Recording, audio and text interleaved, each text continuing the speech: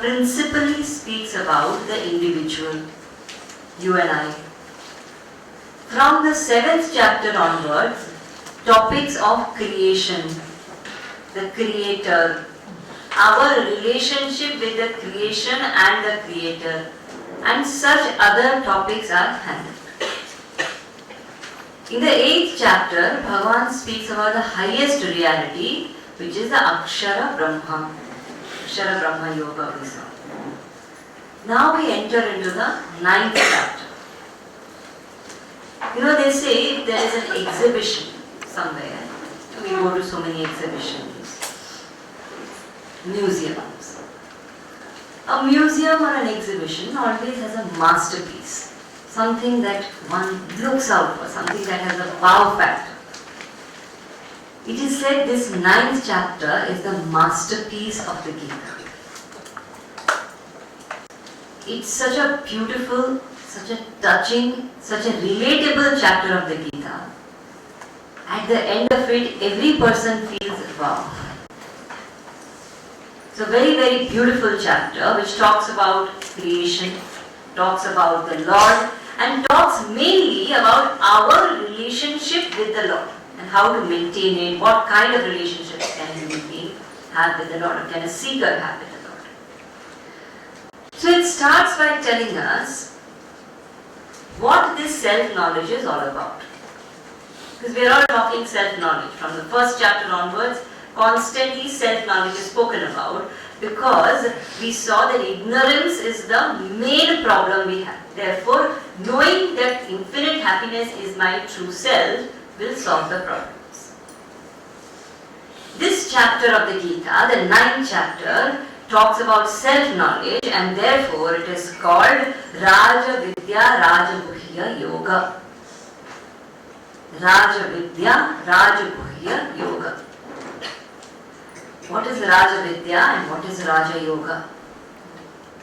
What is Raja Vidya and what is Raja Guhya?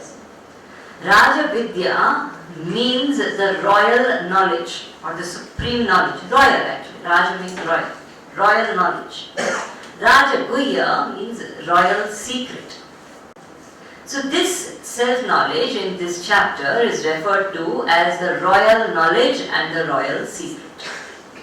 Why is it called Raja Vidya? Why is it called royal knowledge? You see, any knowledge that we know in the world, whether it is knowledge of things, knowledge of people, knowledge of certain subjects, geography, history, literature, science, botany, physics, metaphysics, quantum physics. Ultimately, all knowledge is known using the mind.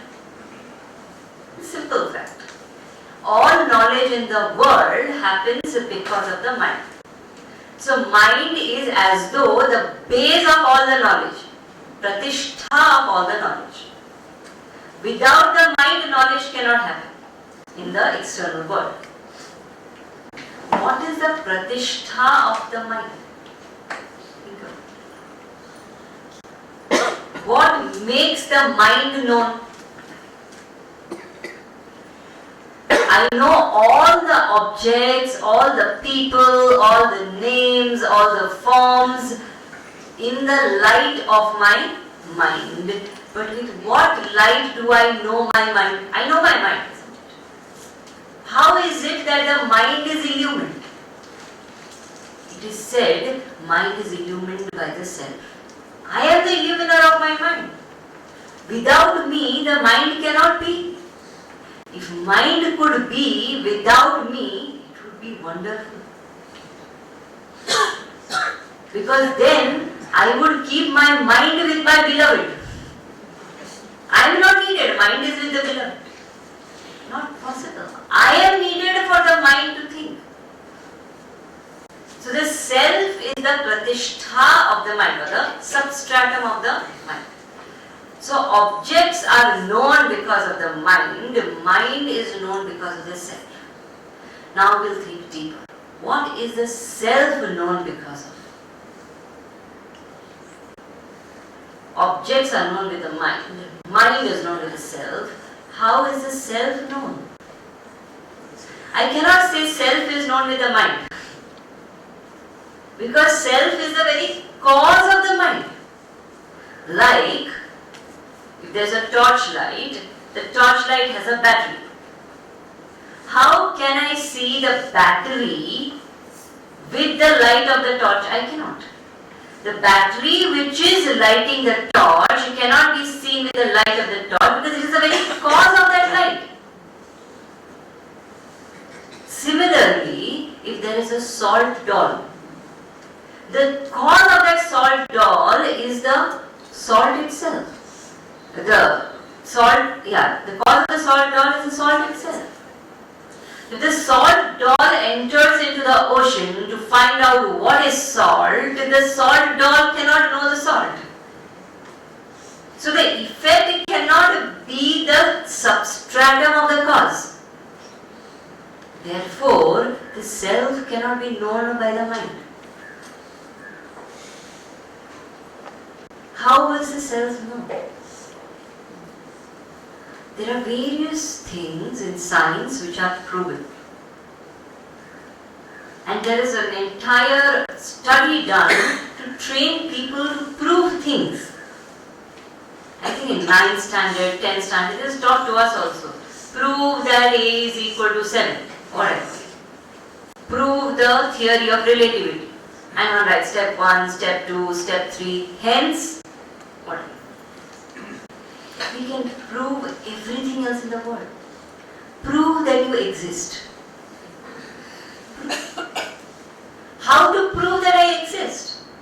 All I can say is I exist. I know that I exist. How do you know? What is the proof? I exist. I am experiencing it. It is my innate knowledge. I know. I may not know whether My existence, myself, does not require anything else for me to know that it is self-revealing. Like if there is a lamp lit, light a lamp or light a tube light in the room, in a dark room, you enter and you switch on the light. You enter the dark room to find your watch. You see the watch with the tube light. The light of the tube light helps us see the watch. What helps us see the light of the tube light? Think. The light of the tube light does not require another tube light to see it. The light of the tube light is enough to see the light of the tube light as well as the watch. You don't say, okay, I saw the watch, now get another torch to see the tube light. Not needed. One does not require any other equipment to see the tube light. It is self-revealing. One does not require any other medium to know the self. It is self-revealing. So it is a substratum of all knowledge. It is self-revealing. And what is the nature of that self?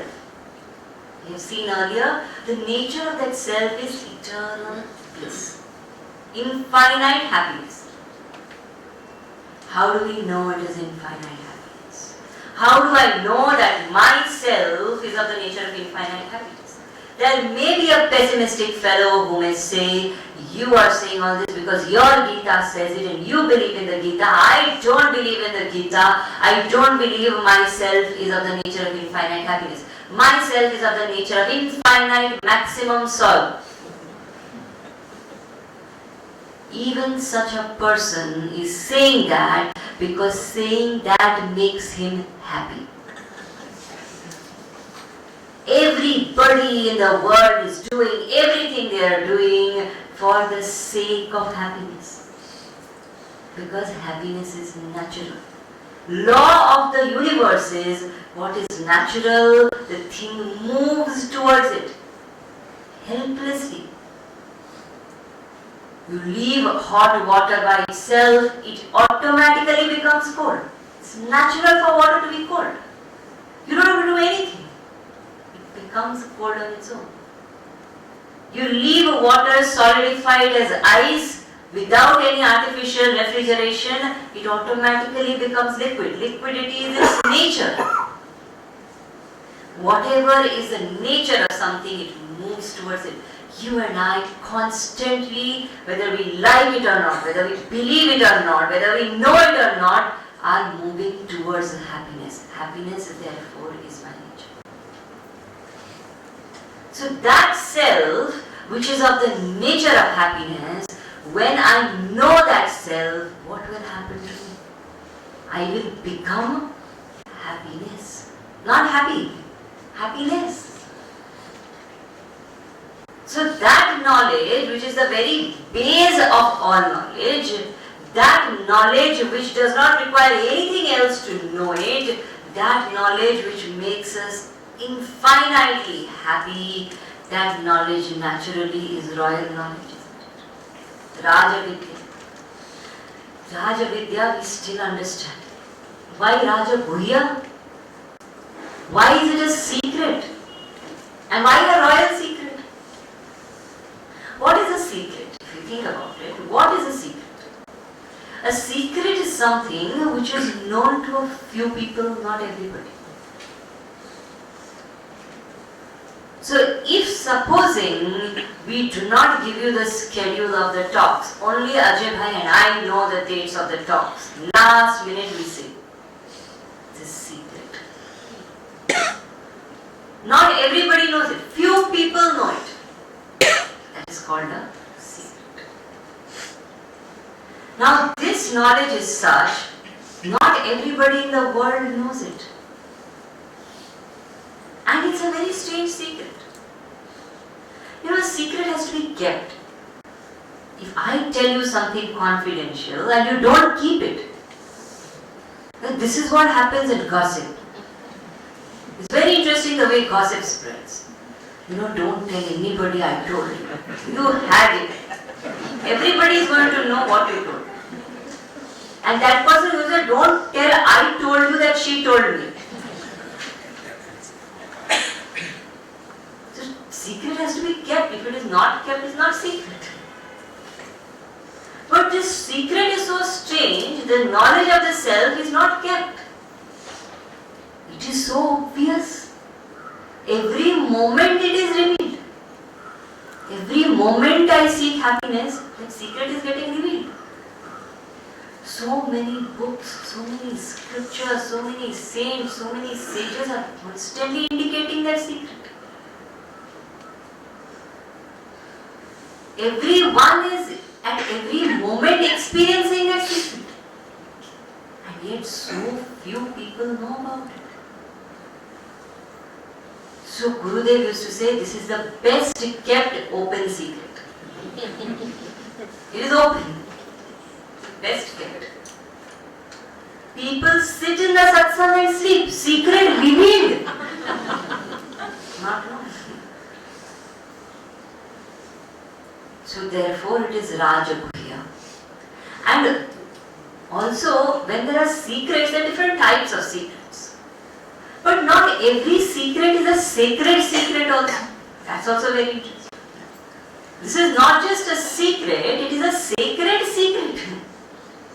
So sacred that the moment I know the secret, I myself experience divinity within me. I don't need anything else to become divine. I myself become divine. So therefore it is a sacred secret, Rajaguhya. And then Bhagavan says it is not just Rajavidya, Rajaguhya, it is Pratyaksha Avagama. What is Pratyaksha Avagama? This special characteristic of self-knowledge. Supposing somebody studies, let us say, botany. If they study botany, they become a botanist. Somebody studies law, becomes a lawyer. Somebody studies medicine, becomes a doctor. Somebody studies history, becomes a historian. Somebody studies mathematics, becomes a mathematician. But studying mathematics, the person doesn't become mathematics. Studying history, the person doesn't become history. Studying literature, a person does not become literature. Studying self-knowledge, the person becomes self. Studying Brahman, the person becomes Brahman. Therefore, in the Upanishad it is said, Brahmavid Brahmaiva Bhavati. Vid means to know. The knower of Brahman is Brahman only. How is that possible? Because I already am that. The knowledge only reveals to me what I already am. Therefore, the moment I know, there is nothing more to do. There is the beauty of this knowledge. Having known that I am infinite happiness, what do I have to do after that? Do I have to do some puja, japa? Do I have to do some havan, some ritual, some special, technique to reveal that? Nothing. What do I have to do after waking up to wake up? Nothing. I am awake, finished.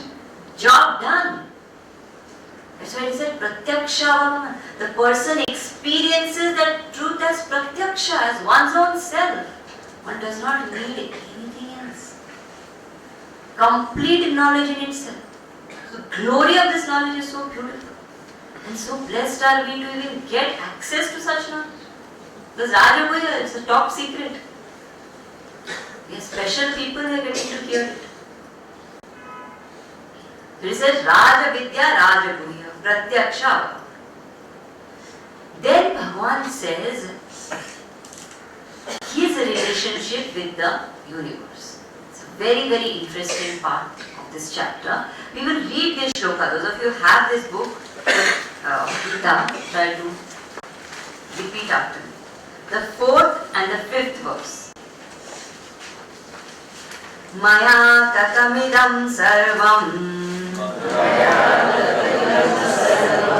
Jagadavyaktamurtina Matsthani sarvabhutani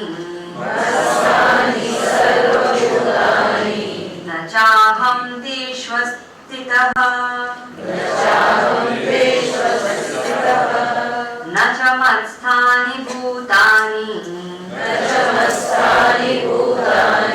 पश्य मे योगमेश्वरम् भूतभृन्न च भूतस्था ममात्मा भूतभावनः. So now the relationship between the creation and the creator is given. And very beautifully the God concept is introduced. And what is this God we talk about all the time? What is the reality of God? So first, in the 4th verse, Bhagavan says 4 things. He says, the entire universe is pervaded by me. So I am in the whole universe. First point. Second point he says is the whole universe is in me.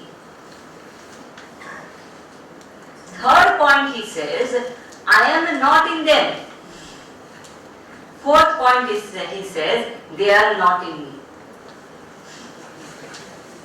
Sounds very confusing. I am in the whole universe is in me, they are not in me, I am not in them. How does one explain this? So we have to understand certain laws of cause and effect. So we will analyze the first statement. God pervades the whole universe. How?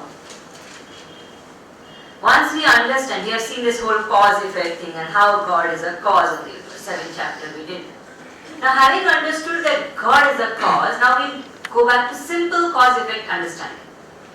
If there is a gold necklace. Gold necklace has gold as its cause. Because gold necklace has gold as its cause, isn't every part of the gold necklace pervaded by gold? If tomorrow you break the gold necklace, make a pair of earrings and a pair of anklets out of it, isn't the earrings and the anklet both pervaded by the gold? Another example. When I get a dream, I'm dreaming.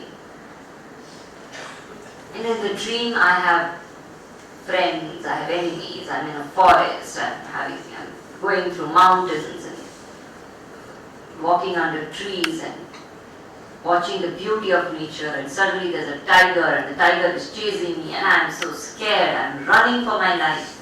All of this is happening. Now tell me, who is the dream me? Who is the dream tiger? Who is the dream tree? Who is the dream forest? Who is the dream mountain? Who is the dream friend? Who is the dream enemy? There is nobody else. The cause is pervading the entire effect. Similarly, that truth, that divinity which is manifesting as the whole universe pervades the whole universe. That is why we tell little children, God is everywhere. It is not just a solace to the mind, it's a fact. That it is divinity which is pervading the whole universe. Now if we say, no, I don't believe. I don't believe divinity is pervading. Now tell me, what is that divinity? Divinity, we say, is a word to represent the cause of the universe. You've understood that. The universe is vast and unending. If the universe is vast and unending, but natural that the cause of the universe must be infinite. If infinite is the cause of the universe, if we understand the concept of infinity, infinity does not have an end. That's why it is infinity. Now, if I say there is infinity which is a cause and then there is another thing called the world and the infinity is not in the world, we are saying here, till here infinity is there, from there infinity becomes the world.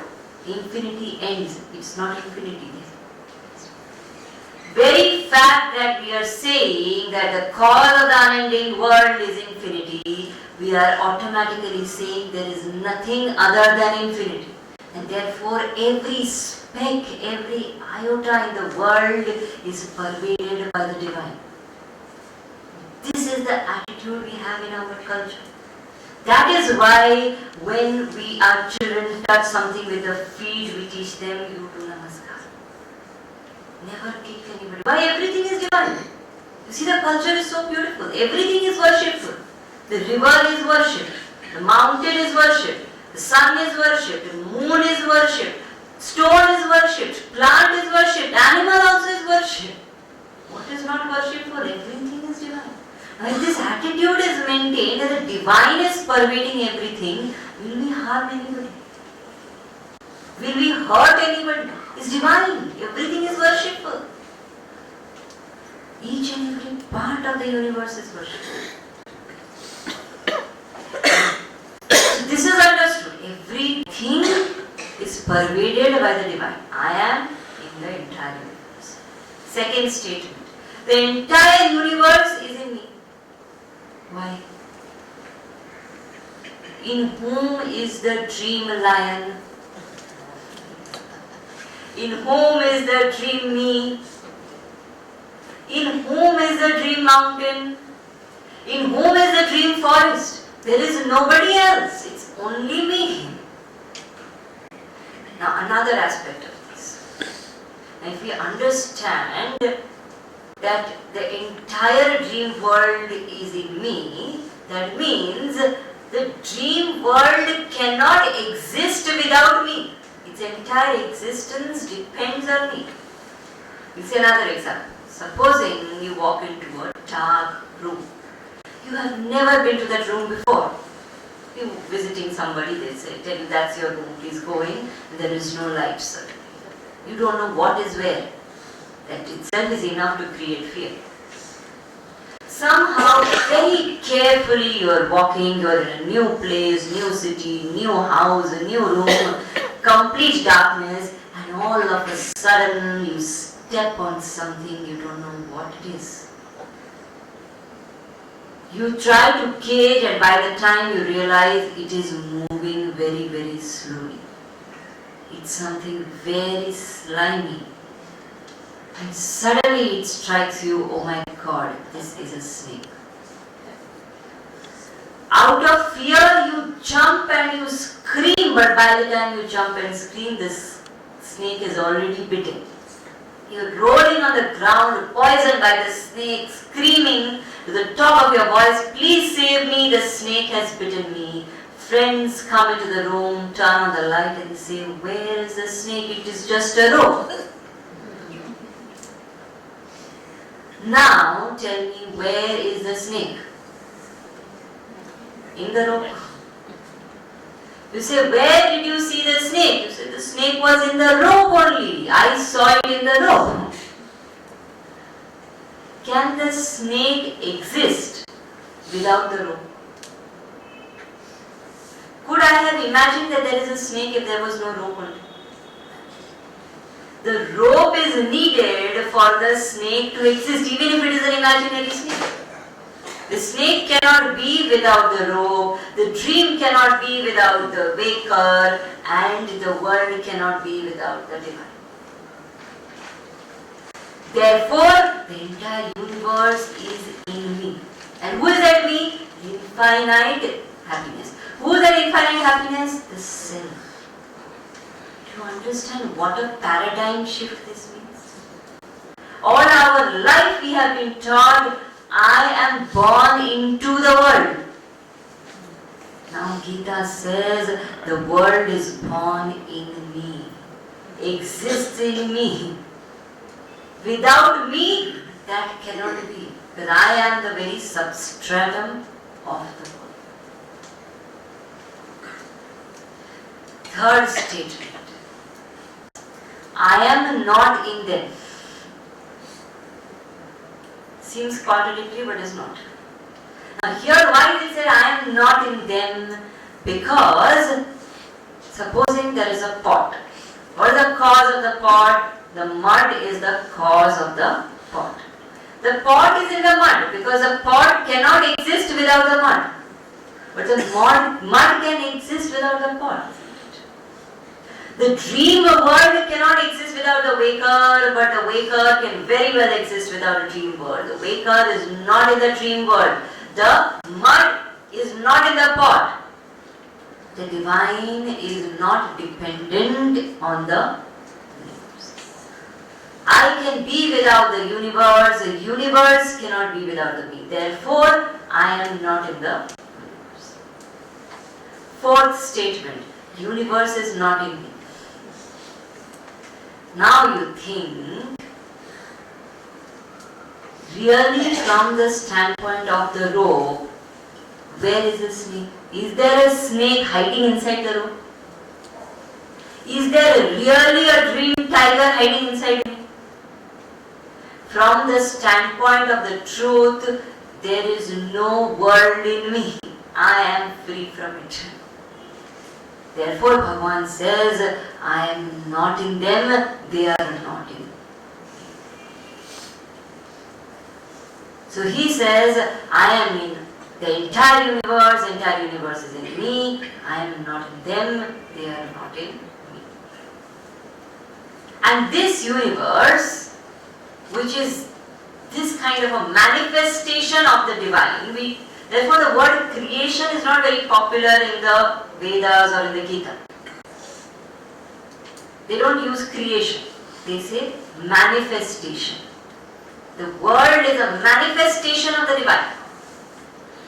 Now this manifestation goes through a cycle. The cycle is, it gets created and it gets dissolved every single day.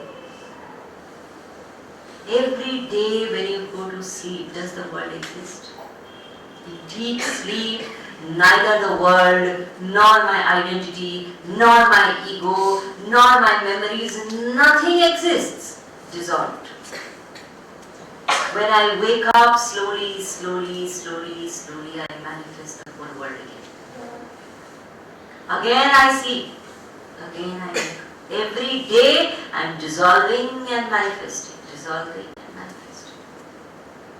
The world is going through this constant cycle of dissolution and manifestation. And who is doing it? Bhagavan is doing it. Naturally, you and I can't do. Now it is said, if the divine is the doer of the entire creation and the dissolution cycle, then the divine also is doing karma, and therefore he will be bound by karma, the advantage of karma which we spoke about in the third chapter. Krishna says, no, the divine is not bound. Why? Because the divine does not do. That is called actionless action. The divine does not create the universe. A snake does not create the rope. Remember, by the presence of the snake, the rope gets manifested. Similarly, the Lord does not create the universe. By the presence of divinity, the universe gets manifested. Electricity does not create light. By the presence of electricity, light gets manifested. So by the very presence of God, manifestation happens. Without that electricity, light can't happen, no doubt. But electricity is not light. Neither is it creating light on purpose. Just by its presence it is happening. Petrol is not the driver of the car. Without the petrol, driving can't happen. The car can't move an inch without the petrol. By the presence of the petrol, the car moves. By the presence of electricity, the light manifests. By the presence of the rope, the snake manifests. By the presence of Bhagavan, the entire universe manifests. He is the presence.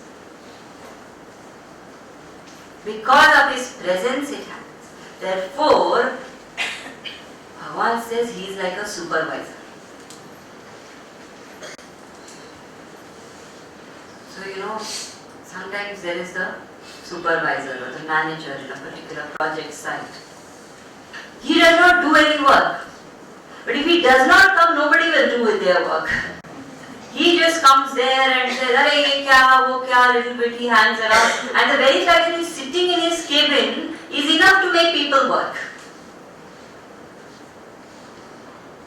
So earlier days they used to say, there was a supervisor, he used to go to work every morning, take out his coat, hang it on the chair, go back home. People will look at the coat and think supervisor is in the office. He will watch.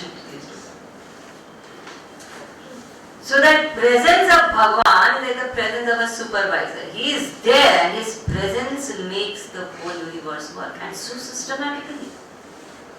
Not one day the sun says, "Today I will not rise." Not for one moment the earth says, "I won't rotate anymore, I don't feel like it." The entire universe. Not once the apple seed says, "Let me not sprout into an apple plant, let me become a grapevine." You sow an apple, apple comes. Every time, in everything there is logic.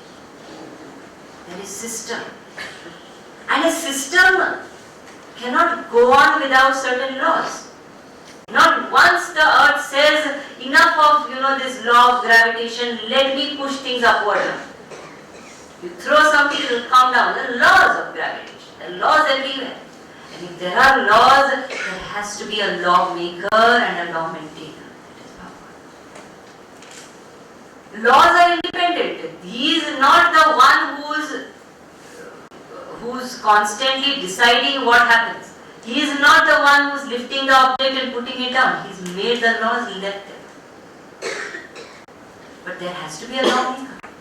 The lawmaker is the Lord. Then it is said that Lord, how is that lawmaker, that God concept connected to the infinite self? On one hand I am saying I am infinite self, on the other hand I am saying there is a God who created the universe. I can't create a universe. Then how is it that I am God alone? Question comes. And how is it that that infinite became this finite world? World is finite. How is it that that infinite, which is one single reality, became this multitude of variety of names and forms? Very strange. Infinite became finite. Rope became snake. How did rope become snake? Now supposing one day you are sleeping. And while you are sleeping, I see you and say, "I don't know what capacity this person has." Then the next moment you wake up and somebody says, "She is a very good singer." I say, "Really? Can you sing?" Sing something. And you sing beautifully. You made the song manifest with your power of singing, which was dormant within you when you were asleep. So when you are not singing, you are a non-singer. That power of singing lies unmanifest within you. That unmanifest power of singing, when you use it to create a song, you become a singer. Till then you are not a singer.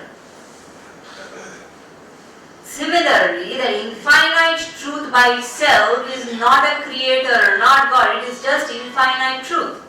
Infinity, in which all powers lie hidden, including the power of creation and manifestation. When that infinite truth manifests the universe using the power of creation or manifestation, then it is called Ishvara, God, Creator. So, that pure infinite truth plus power of manifestation or creation, which is called technically as Maya, is equal to Ishvara. So, pure infinite truth plus Maya is equal to Ishvara. What am I? I am an ignorant individual.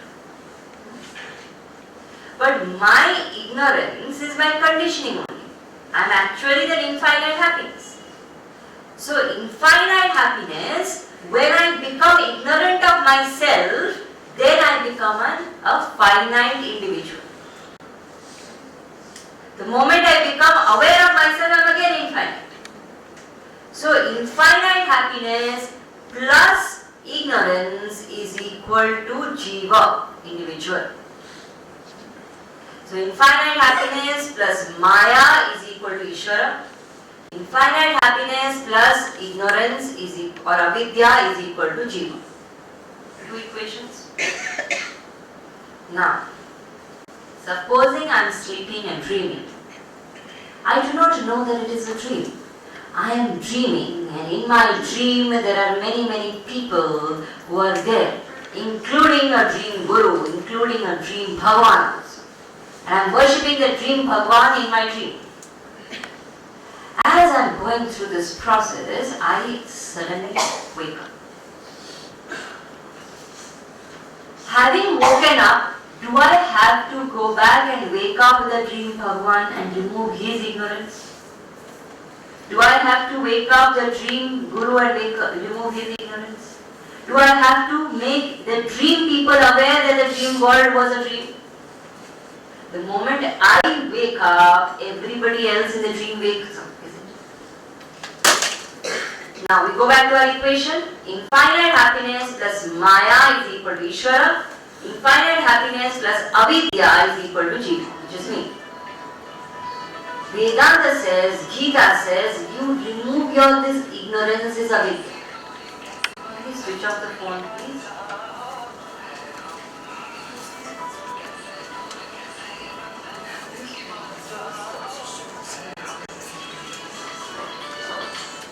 So the moment I remove that avidya, that ignorance, I don't have to do anything more to remove that Maya. Avidya cancelled, Maya gets cancelled. Now once avidya is cancelled, the equation becomes infinite happiness is equal to Jiva.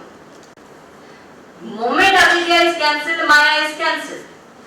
So the other equation also becomes infinite happiness is equal to Ishvara. Therefore, Jiva is equal to Ishvara. Mathematically proved. Meaning that as long as Ishvara maintains his power of manifestation Maya and I maintain my avidya, definitely Ishvara is Ishvara. I am an individual limited creature. I cannot be equal to him. But essentially if I see, essentially Ishvara also is that infinite happiness. I am also that infinite happiness. And in that essential nature, I and God are one. See, so beautiful it is. When I see the anklet and the crown, the anklet definitely can't become the crown. Anklet has to be worn on the feet and the crown has to be worn on the head. But when we see the essential nature, crown is the gold and anklet also is the gold. By definition, crown is gold plus form of the crown and anklet is gold plus form of the anklet. You minus the forms, what is left is gold. You minus the manifestation, the limitations, what is left is infinite happiness. So Bhagavan says that infinite happiness and the Lord and I are one, and that has to be discovered. Why we are not able to discover it? Because we do not try to understand anything. There is so much ignorance about the God concept only, if we think about it. Look at the world, there are so many different views about God. Nobody understands God as the infinite happiness plus power of manifestation. So many people in the world deny God, first category. That's also an ignorance. There is no God. There is no God. There is nobody who created the entire universe. Don't give credit to anybody, any cause. But if I write one poem, I want credit.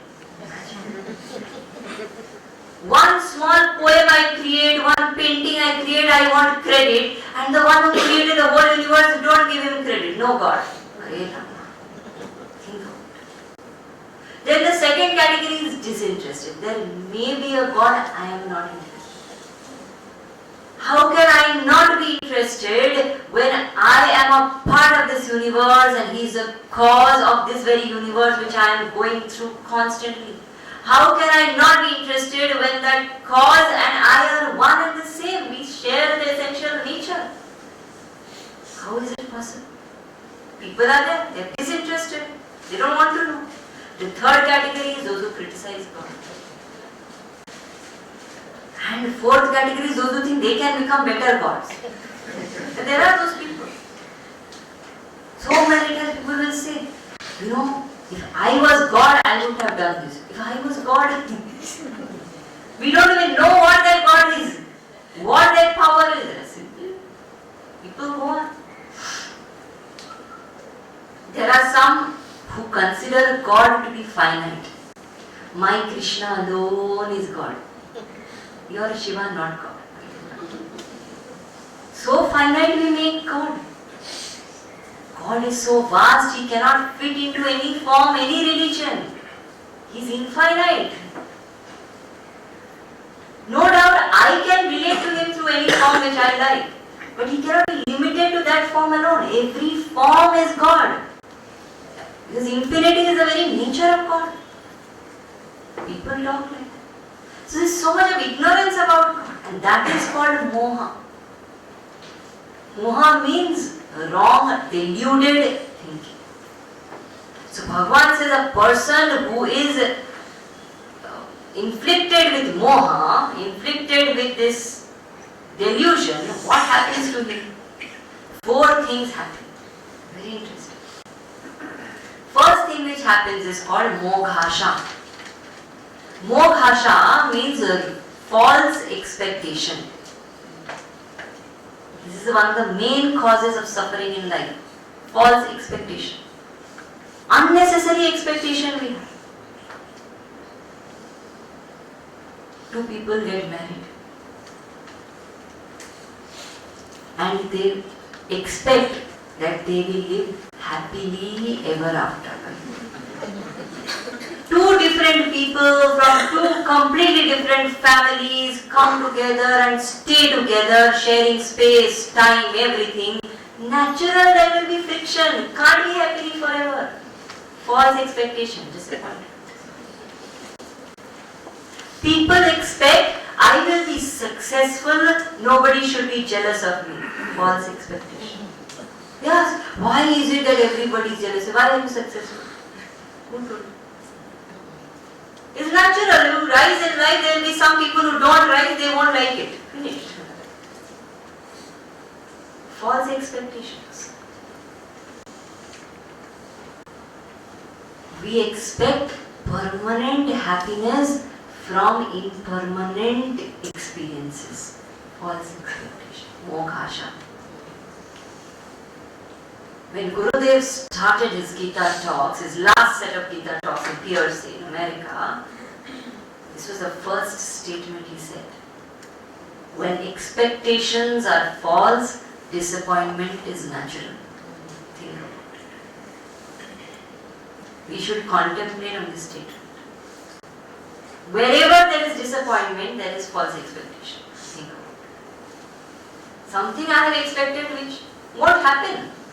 Why does he never talk nicely to me? Then you won't speak. You expect to feel miserable. We don't ask why is the lemon not sweet. There is no disappointment. We don't ask why is the lion not kind and generous. No disappointment. We accept he is fierce, terrible. Lion is a lion. This perfect harmony. No moghasha.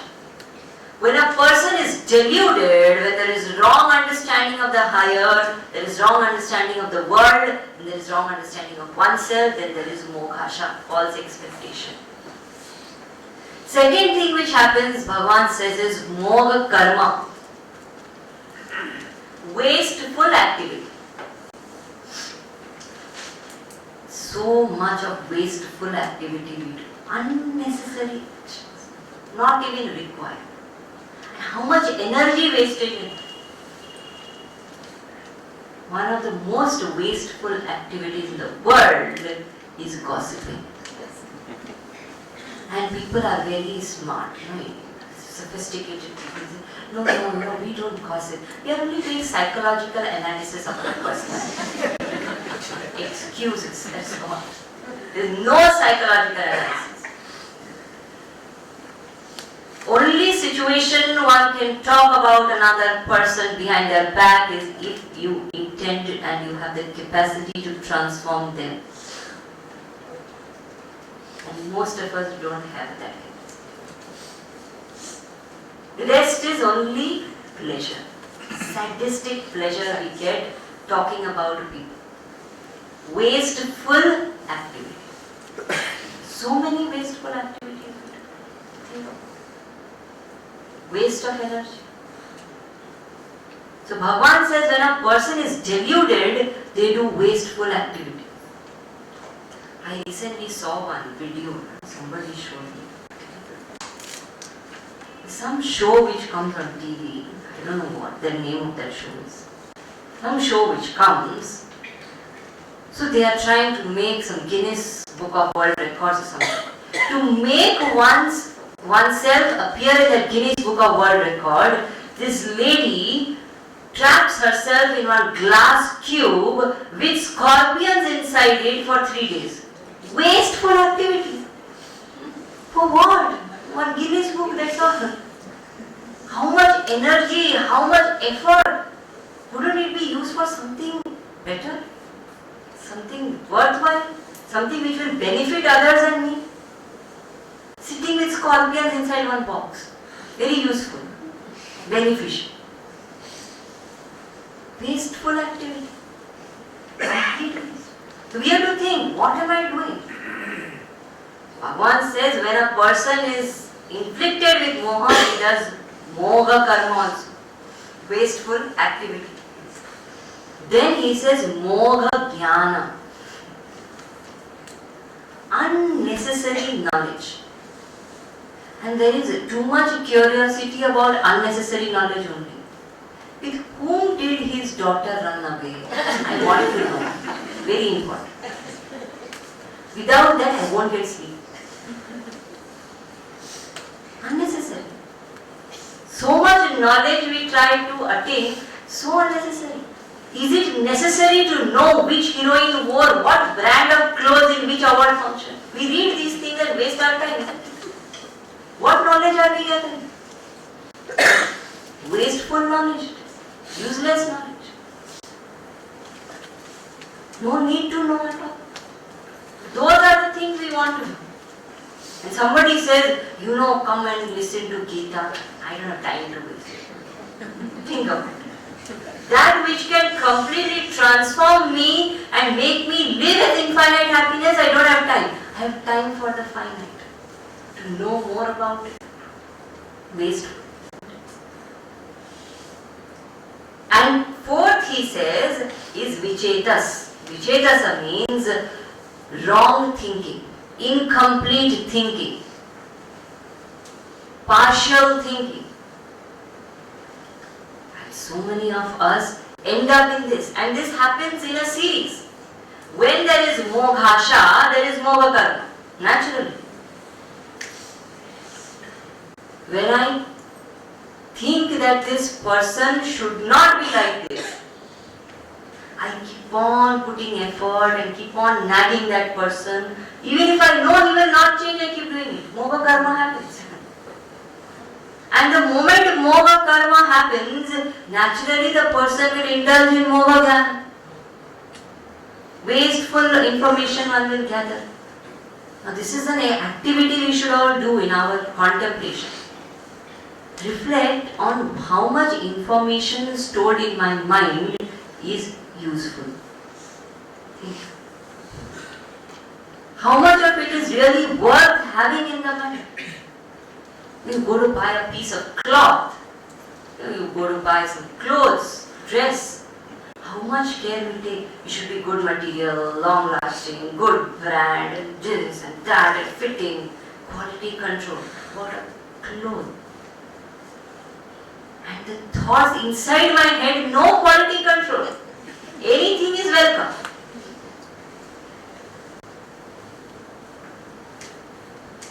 Tell me, supposing you are sitting and you are watching a beautiful scenery, just idling away your time, being quiet. And let us say a donkey comes and passes by you. Will you jump onto that donkey and go with that donkey? Of course not. If a donkey is passing, you will let it pass. You won't jump on it and ride it. But every thought passing, we jump. Imagine. Every thought that passes our mind, we jump. Every information becomes useful. What a waste of mental energy. Moga jnana. Do I need to know everything? Not required. And when that happens, naturally there is no stamina left for complete thinking. Once thinking becomes partial, even in daily life. Simple decisions one can't think. So many times a person can't decide whether I should cross the road or not. They keep going up and down. Because the mind is so agitated, naturally a simple decision is not taken. It shows a restlessness within. A calm person will be decisive. So he says when a person is thus inflicted with moha, when all this is happening, such a person constantly remains away from the divine. Moha is what stops us from reaching out to the divine. Therefore, get rid of delusion. How to get rid of delusion?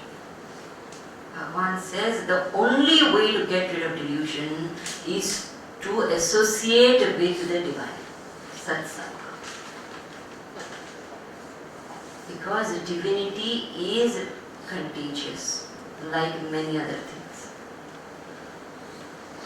When we associate with those who are noble, when we associate with divine thoughts, divine ideas, divine principles, automatically the mind goes through a metamorphosis. There is a transformation which happens. So Bhagavan says you associate with the divine, and by associating with the divine, know the divine. The moment I know, moha is no longer there. Moha exists because of ignorance. So knowledge is a solution. But the problem is,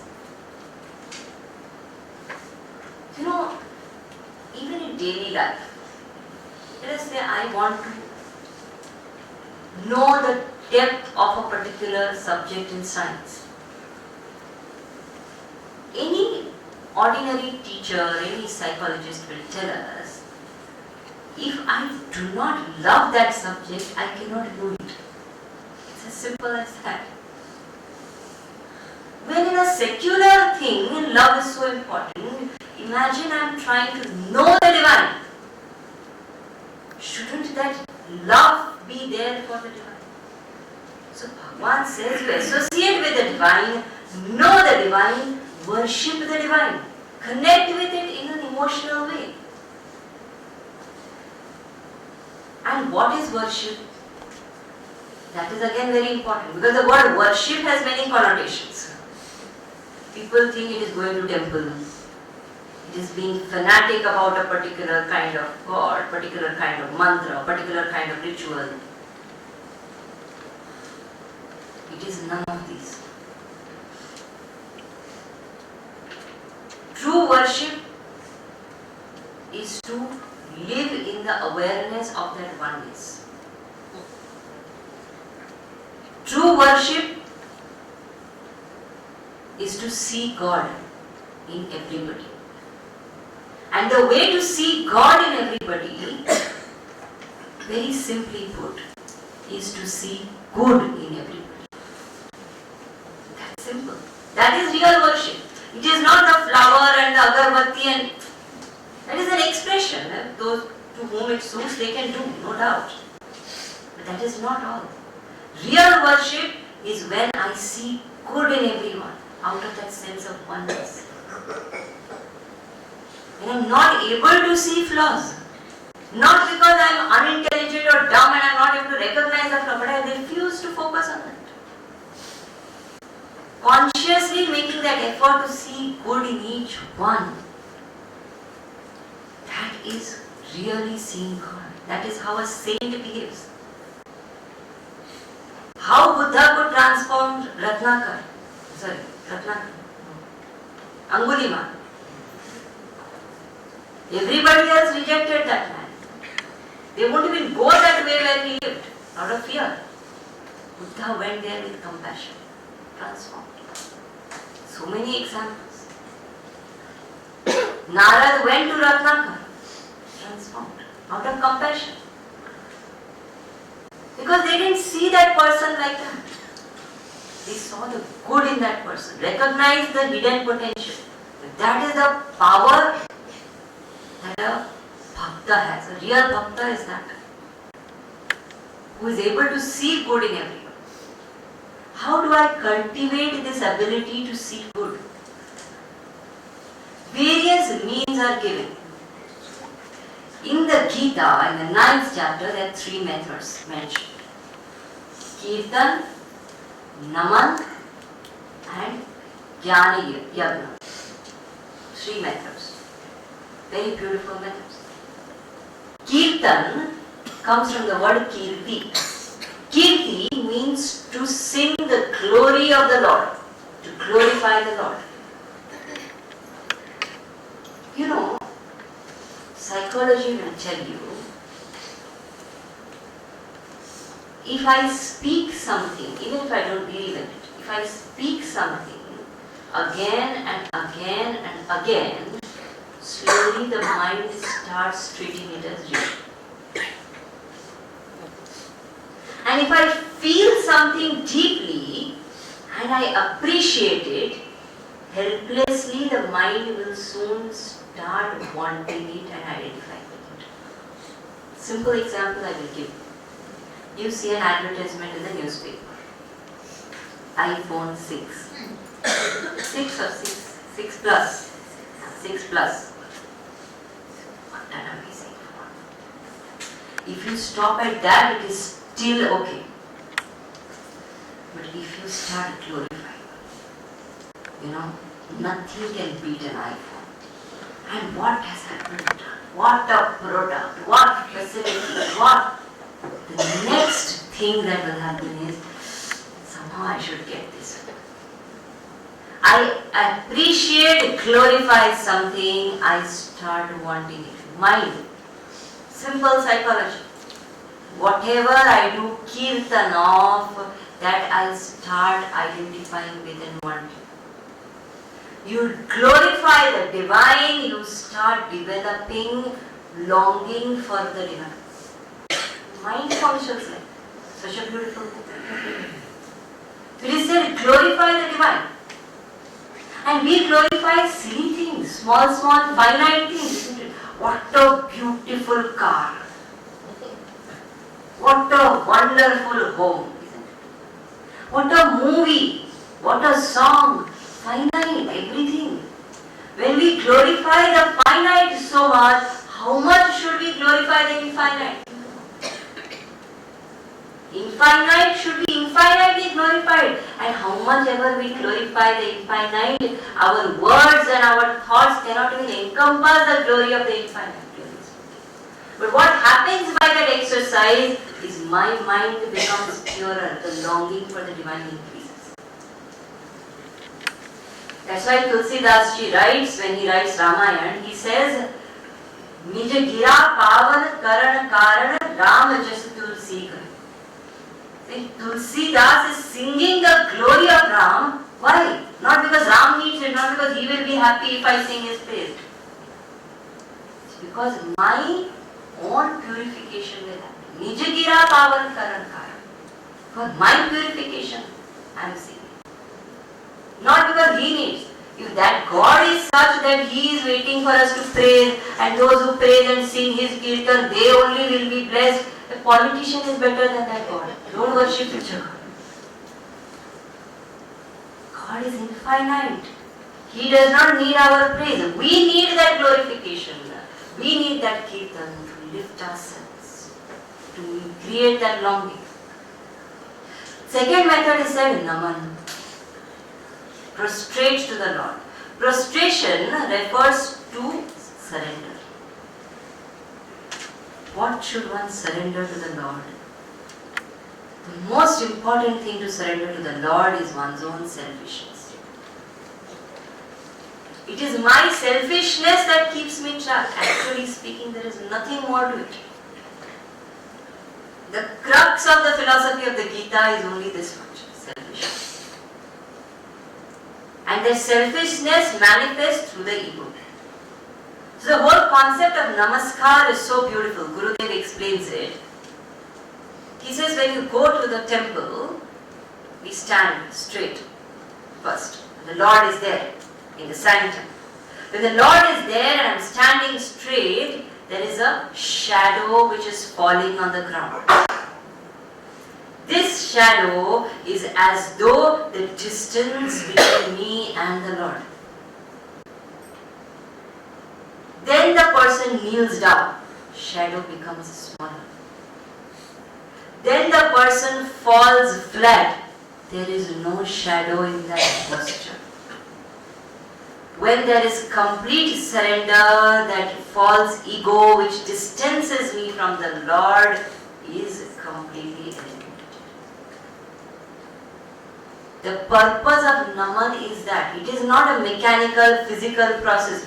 Somebody told me something very strange. Earlier, at least I had heard that there is a mechanical process. I don't like touching somebody's feet, blah blah. It's okay, understand. Somebody says, this whole culture of touching feet and all that is inculcated so that lazy people get physical exercise. Such deep meaning is there. Khandananji says this word naman comes from the nam dhatu in Sanskrit. There is a root called nam, the root word. This same nam dhatu is the root of the word namak, salt. And this salt has a very strange characteristic. Salt, you leave it to itself, it slowly gets dissolved. You leave it in the air, it gets dissolved. It catches moisture and the salt will keep becoming less if you leave it open. It is said when a person does naman, the ego dissolves like that namak. Slowly. Therefore the naman is never to the other person, never. It's not because he is great that I am doing naman. It's because I need to reduce my ego, that's why I am doing naman. Such a beautiful concept. It's not because that person has done something massive. It's because I need to reduce my ego in every situation, That's why actually in our culture, everybody does namaskar to everybody.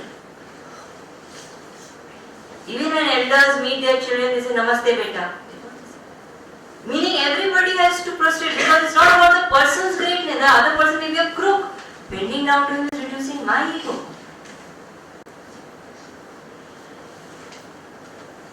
There was once a camp going on in Siddhabati. And when Gurudev was taking the camp and when the camp was happening, morning meditation class would happen. Everybody would meditate with Gurudev. And after the class, everybody would come in a line, prostrate to Gurudev, go for the tea break. And Gurudev, by then his health was not so great, so he would remain seated there. They would bring him tea there itself. And after drinking their tea, people would come back, sit for the morning class, Gurudev would give the lecture. After the lecture again, everybody will come to Namaskar. There was this lady who was a long time devotee. She thought in her mind, why should we do namaskar again and again after every class? Once I do in the morning, enough. She just thought, but everyone does, and this is not, didn't have the courage to ask anybody, just kept quiet. Just the thought came. But that day she did not go again to do namaskar. She did in the morning and let it be. Then the whole day there were different sessions. She did not go back again. In the evening, Gurudev would sit outside and answer questions. Outside his kutia in the garden he will sit and people will sit around. Informal satsang. He would answer questions.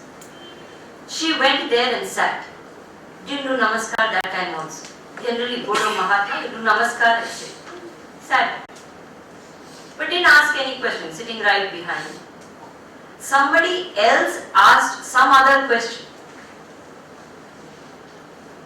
Gurudev in his reply somehow spoke about surrender and then about namaskar in that answer.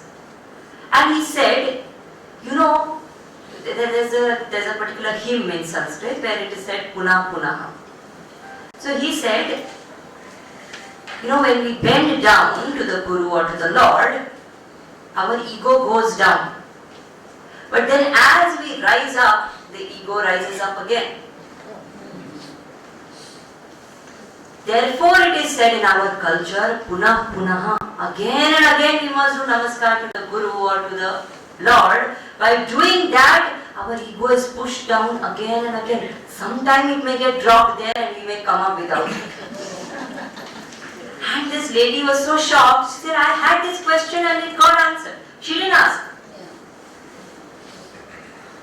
So then when that satsang got over, she was so touched, she went to Gurudev and did namaskar. When she rose up, Gurudev looked at her, patted her back and said, Ha, Punah, Punah.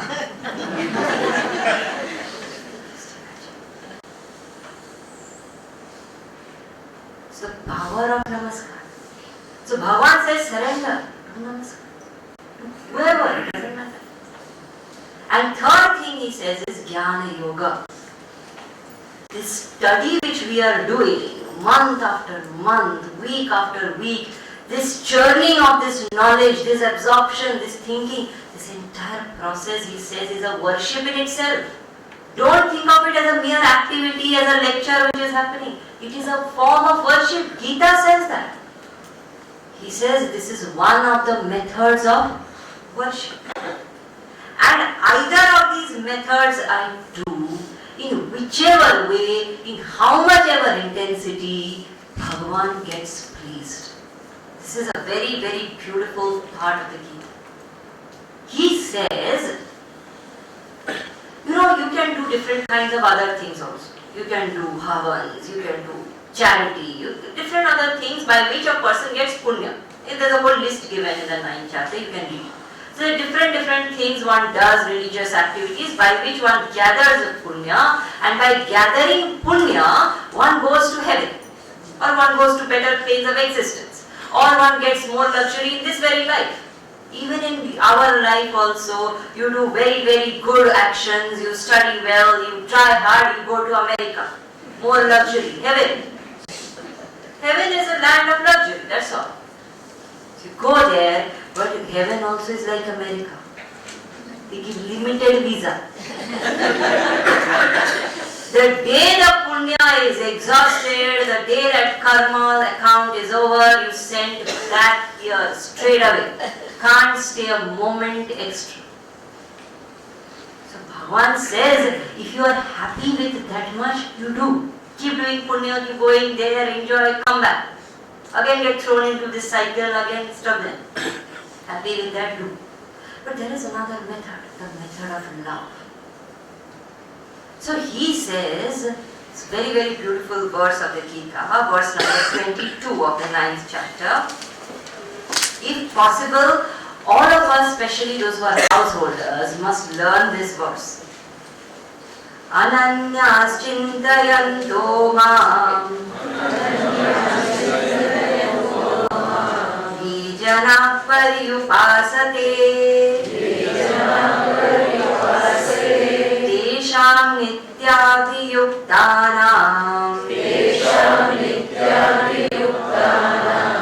योगक्षेमं वहाम्यहम्.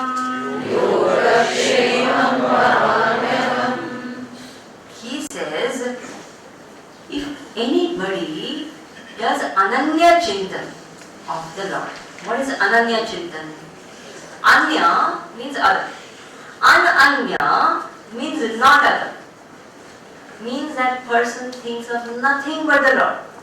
Is totally devoted. Like the gopis were devoted. Whatever they did, they bathed also, they said Krishna, Krishna. Brushed also said Krishna, Krishna. Milked also said Krishna, Krishna. Boiled the milk said Krishna, Krishna. Made the butter said Krishna, Krishna. Scolded Krishna also said Krishna, Krishna. Constantly thinking of nothing but Him. He says, if you constantly think of me, what a beautiful promise He makes here. He says, I will take care of your needs and your wants. Promise. Yoga Kshema Vahamya. Yoga means that which I achieve with effort. So He will take care of what I have to achieve. Kshema means maintaining that which I have achieved. He will take care of maintenance also. What a promise. He says, therefore, don't worry. Otherwise we worry, saying, oh, if I think of Bhagwan, who will think of my family? There was one saint, he was a bhikshu. He was standing and he was sitting and waiting for somebody to give food. One person who was a traveler, a rich man, happened to see this sadhu and he said, what a noble person. He offered food. And this sadhu blessed the person, ate the food. When the traveler saw the sadhu eating, he was very moved, very touched. And he had tears in his eyes. Sadhu asked, why are you having tears? He said, because Mahatma Ji, I am traveling. I am just here for today. I am concerned who will feed you tomorrow. This Mahatma said, he who fed me today will feed me tomorrow. So beautiful. Even those who are not thinking of Him, Lord takes care of them. Even those who don't believe in Him, Lord takes care of them. Without His grace, how is it that the breath which goes out comes back into this body? What if it stays out? Who makes that happen? What if the food which goes in doesn't get digested? Before we are born itself, Bhagwan knows our need, fills the bosom of the mother with milk. When the child needs to eat, He provides the teeth. When the child needs stronger teeth, He takes away the old one, gives new ones. Think about it. Before you and I knew also that we are ever going to need the Geeta, He created Chinmaya Mission, sent Gurudev, ensured this was available when the need arises. You see the way Bhagwan takes care? Every moment, He is the one who is looking after. But what happens when we do Ananya Chintan is that we become aware of His grace. And the more the awareness, the more the grace. It's a beautiful experience. But the Ananya Chintan is a condition. A lot of people say, I to worship so much, Bhagwan doesn't look after me. That is not Ananya Chintan. There was one disciple who went to the Guru. He went to Gurudev actually. One of the students went to Gurudev and said, Swamiji, I have heard that if we go in search of God, God takes care of our food and shelter. Is it true? Gurudev said, of course it is true. Then this person asked, saying, if I go in search of God, will God also take care of my food and shelter? Gurudev said, no, He won't. Because you are not going in search of God, you are going in search of food and shelter. Ananya Chintan is when I don't think of anything else. I don't need to. I do the work, He does the worry. Because both don't have to do the same thing. Why should both sit and I do my work, he does the work. He takes care of me, he worries for me, he is concerned for me. And so many devotees he looks after like that. Tapovan Maharaj, the Guru of Gurudev, used to wander in the Himalayas. One day he thought, let me test God. So he walked into the forest without any money, without any food. He said, let me see.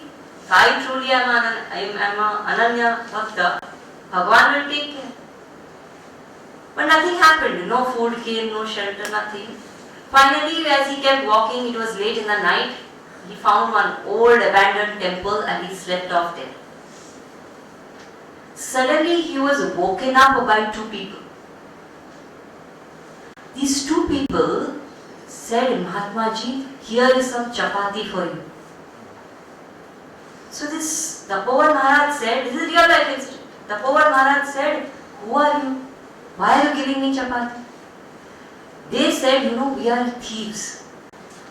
We had actually come to steal the idol in the temple. But when we saw you, we don't know why. We felt like we should not steal.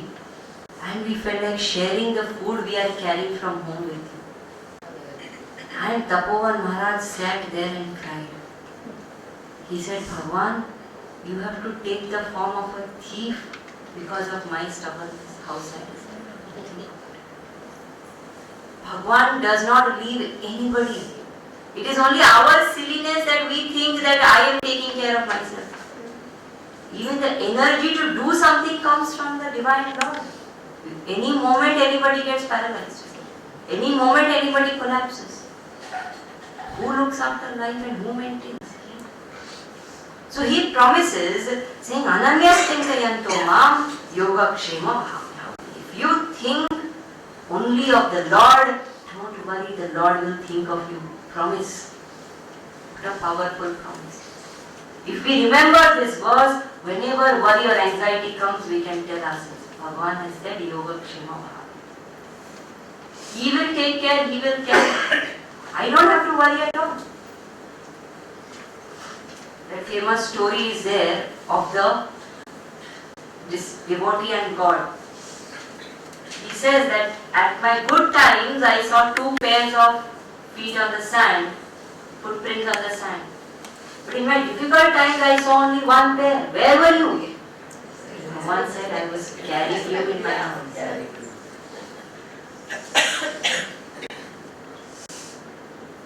In the difficult times, Bhagavan carries us. In the good times, He supports us. You think about it. You work for a big multinational company. How much care they take of us? House, car, servants, perks, facilities, holidays, everything.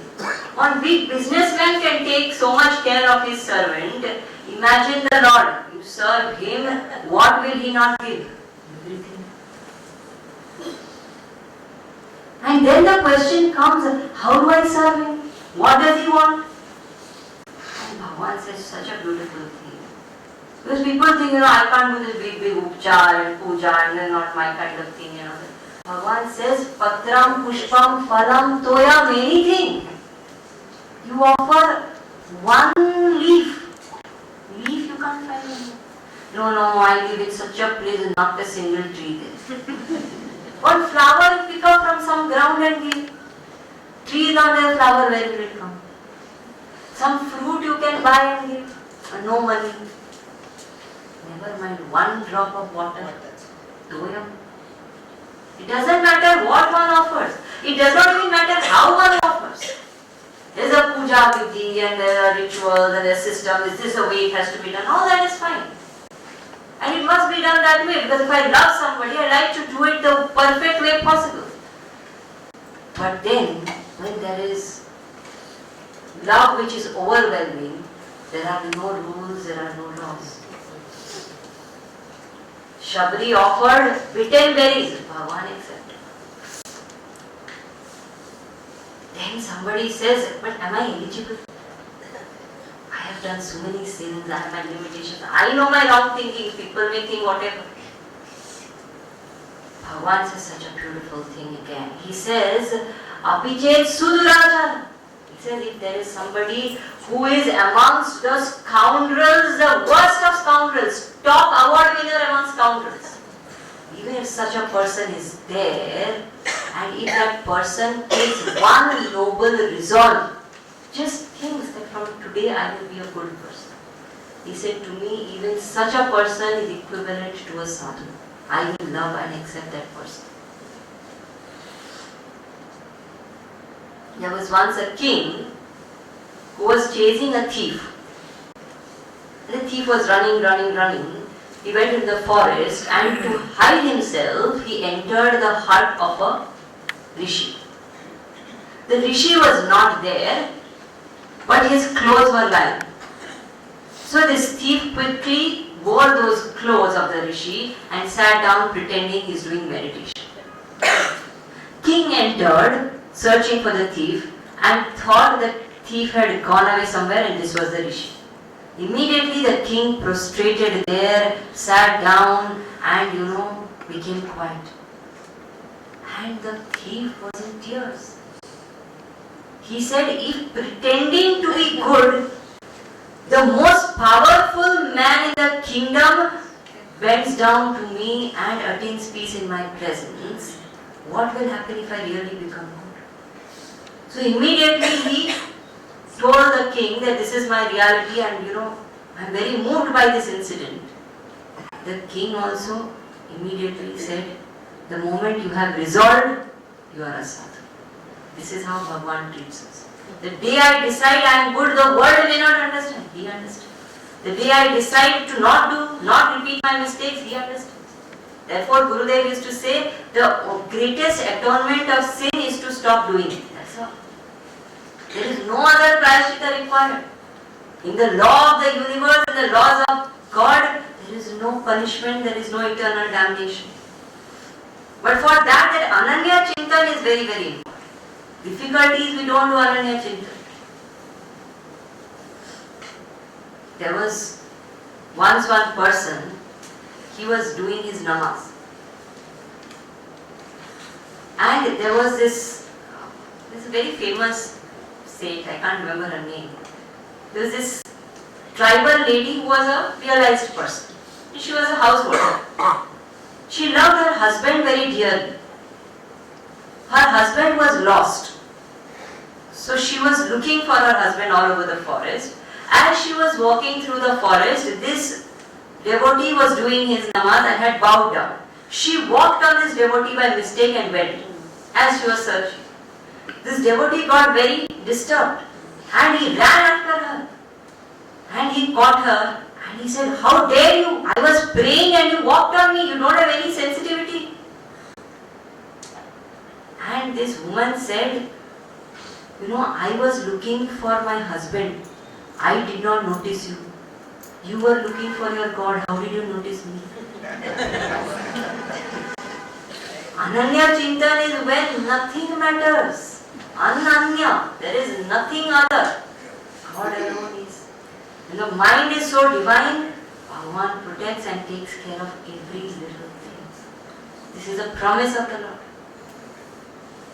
What do I have to do for it? I have to make Bhagavan the priority of my life.